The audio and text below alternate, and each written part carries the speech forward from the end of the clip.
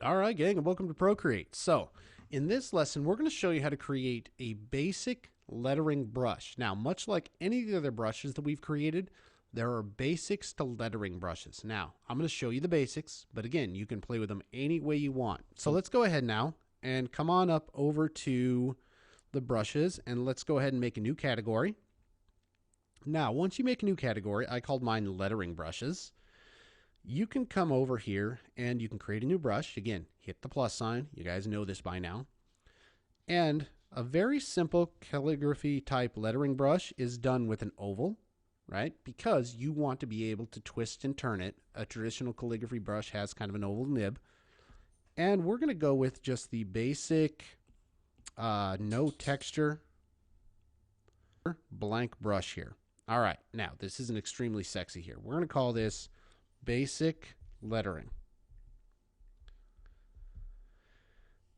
All right, so this is the basic lettering brush, and you hit done.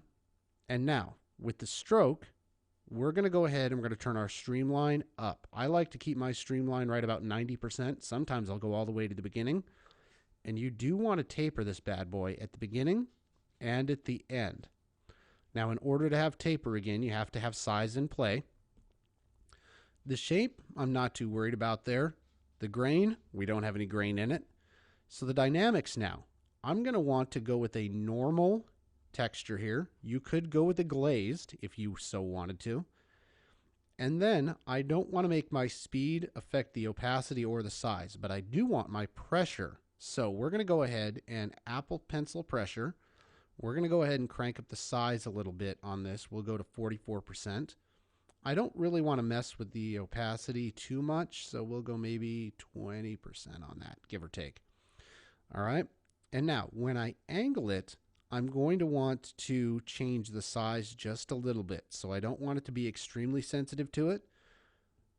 And now, for the general properties, we don't want to use the stamp preview size limits. I want to go ahead. You can set that as you need to there. All right, so let's give it a shot. Now, I tend to trial my brushes using the traditional letter L. Okay, that is way too big.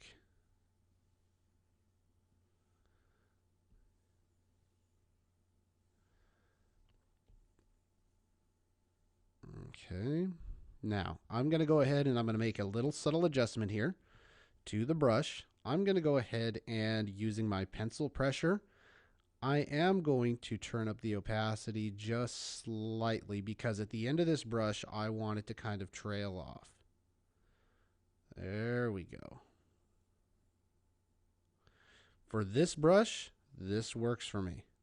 And I'm checking the opacity. You see how I'm pressing real hard here, and then I'm looking at how we get trail off right through there. All right, so that's one type of lettering brush that you can make. Now let's go ahead and make another one because we got a couple minutes left in this video. We're going to make one and we're going to call it, we're going to create another one. We're going to go ahead and call it marker lettering. So to do this, we're going to choose something that is an oval type of brush again because you're really looking for that calligraphic effect. Let's go streaky. There we go. So it's a little bit oval. It's a little bit streaky. And now for texture, we're going to go ahead and we're going to keep the texture. Oh, let's do something interesting. Maybe a paper mush. All right. So let's go ahead now and set our limits. Streamline up. Let's go ahead and start and end with taper. Come over to the shape. Not interested in scatter and rotation. The grain behavior, I'm going to want it to move. Now, scale. Let's go ahead and scale up the grain a little bit. I think that's pretty good. All right, now dynamics. Not interested so much in that. I'm looking at normal. Now, Apple Pencil, we're looking at, I want to adjust definitely the size with the change in pressure. All right, I definitely want to adjust the size with the change in pressure. Let's give it a shot and see what we get. All right, I really like that. I think that that's leading to a really good look. Now, let's go ahead and just make one more subtle adjustment to this. We're going to come over to the dynamics and we're going to choose a glazed. So let's see what the difference is now. Yeah, I don't really care for that as much. I'm going to go ahead and keep that normal. You could even do a wet mix. I want something that's fairly opaque, so I think that I'm in pretty good shape here. Now, if you don't like that, you can always swap it out. And again, you might be a purist in terms of grain, so you can always go back to our normal. And you'll see that even here with this streaked look, we get a nice marker look. Now, we're getting some pixelation right here, so we're going to want to make a subtle adjustment to that. All right, so let's do one more adjustment here. We're still in the brush. We're coming to the brush. And what I'm going to do, I'm going to set my generals so that my size limit to max is set low enough so that we don't have this issue. There we go. That's a good look on that. Hope you learned a little bit about this. Now, you've got 2 more brushes you can use. All right, let's get on to the next one.